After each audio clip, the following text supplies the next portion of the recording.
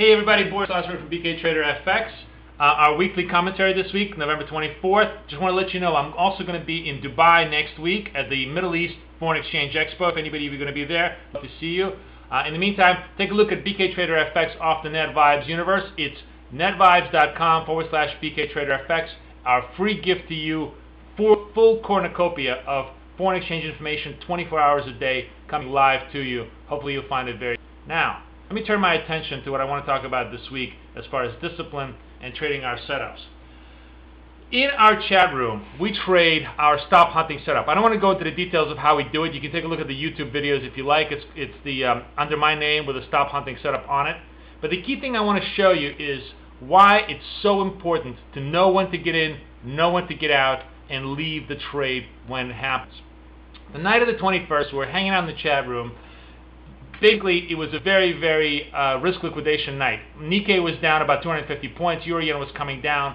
But come Europe time, we felt there was going to be a potential for bounce. Most of the selling had been done. We thought Europe might actually open up a little bit, and that could give Euro-yen a chance to bounce. So we went long right here at 61.80 on the move. And here's what I wanted to show you. We went long, 15 minutes, boom, the thing 6,200 right here, and we got out, made money.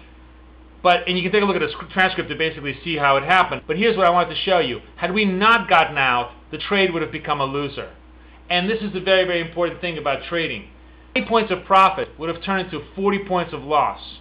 And what most people don't understand about trading is that you need to make twice as much just to get back where you would have been had you taken your profit, if you had the discipline. Sure, it could have gone 100 points higher, it could have gone 200 points higher, but generally markets do not give you unlimited profits. You take your money and you run. This is a perfect example of where we had our stops, we had our limits, and we stayed to our discipline. Another guy in the room at the time traded Eurodollar, and I want to show you how that would have played out, because I think this is another fascinating example. I was a little preoccupied at the point, but he took this trade at around 42.80. He was trading with a trend. It was, of course, more risk liquidation continued. Basically, after the bounce in Europe, risk liquidation continued. As Eurodollar came down to 42.20, he took it. He actually had a couple of lots on. He made 50 points on a trade coming right here. But here's where it gets really, really interesting. Had he stayed in the trade, had he done the novice thing and basically tried to milk it to 47.50 or perhaps 4700, let's take a look forward and just see how price action developed. Look, oops, oops, oops, oops. Look at this. It just kept on going up, and here's the worst part of it.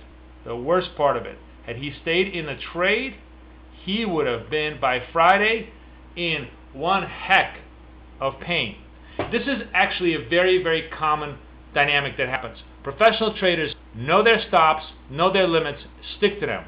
Novice traders will often lift their limits and then lift their stops, because they'll try to squeeze more money out of a situation, and then once they retrace on them, they'll lift their stops. Had he stayed in this trade, he could have been down 120, 150 points against him, 10 times the amount of risk that he should have taken, and probably would have gotten squeezed out at this particular point over here, lost all his money. So it's a perfect example of where you need to stay to your discipline. One last example that I want to show you was actually Friday night. I traded this in my own account because it was holiday. It was very, very quiet. But here's a perfect example of the, let me just back this up. Okay. This is the story Friday night. Everything centered on dollar Swiss. He got hit at 110, triggered all sorts of stops, and this was the move. So when I was focusing on what was going to be the currency story of the night, I clearly knew there was going to be dollar Swiss. When it came back up to 109.80, I thought, wow, if they're going to bring it up all the way to this level, they're very likely going to target it all the way up to 110.